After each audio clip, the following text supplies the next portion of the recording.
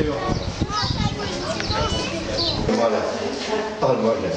Adı neydi? Ben anlayamadım. Sen yangını... İyisin inşallah.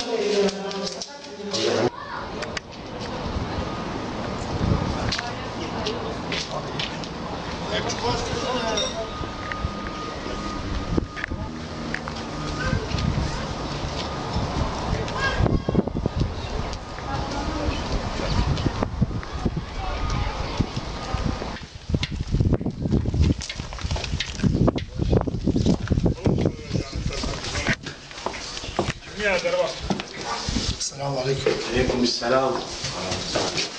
Selamun aleyküm. عليكم السلام. جواب بخير. قال لي كيف ترجع مكان؟ باش الخطر. نامي هرن. أم ناسكنا. رويتشا بيو. نا.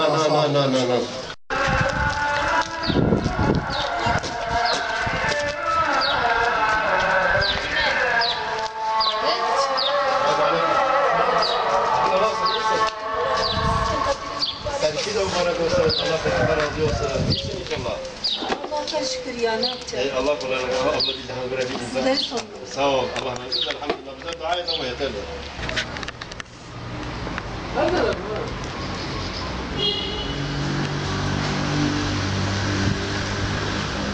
Bu Suriyeli aileler arkadaşlar tarafından bize haber verdiler. Biz de gittik onların mağduriyetlerini dinledik. Baktık gerçekten Esad'ın rejiminden kaçmışlar, gelmişler. Biz de onlara o konuda yardımcı olduk. İcaz etmişler, gelmişler buraya. Biz şu anda onlara özellikle çocukları var. Kendileri zor durumda. 14 ailedirler, 14 kişidirler. Hepsi bir şeyde kalıyor. Kimlikleri yok, hiçbir şeyleri yok. Bu şekilde kolu komşu tarafından arkadaşlar ve Ümit Kapısı olarak biz de bir şekilde biz onlara yardımda ediyoruz ve duyarlı arkadaşlar, abilerimiz, zenginlerimiz varsa bunlar için de bir fedakarlıkta yahut yardımlarını bekliyoruz.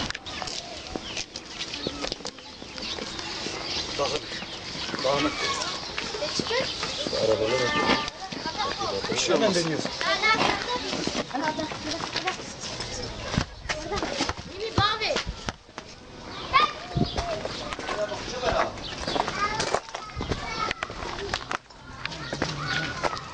Gençti yani 36 yaşında falan.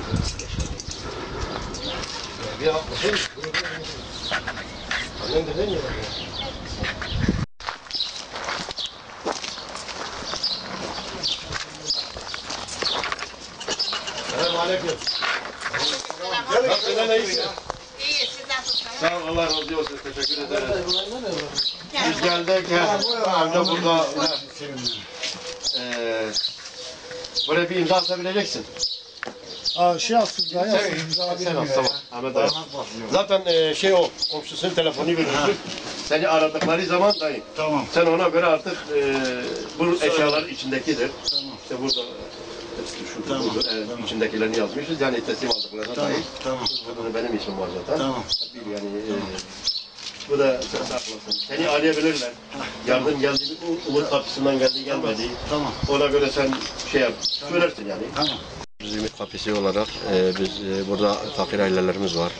İhtiyaç sahibi olanlar. Biz onlara şu anda yardım etmek için uğraşıyoruz. Biz zengin abilerimizden, amcalarımızdan, abilerimizden yardım istiyor, talep ediyoruz bu fakir ailelerimiz için. Kendi ellerinde gelebilirler, yardım edebilirler, görebilirler, onlara yardımcı olabiliriz. Biz aralarında Ümit Kapısı olarak biz bir köprüyüz.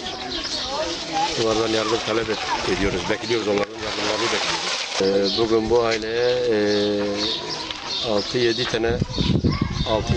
tane şu anda biz yardım ediyoruz.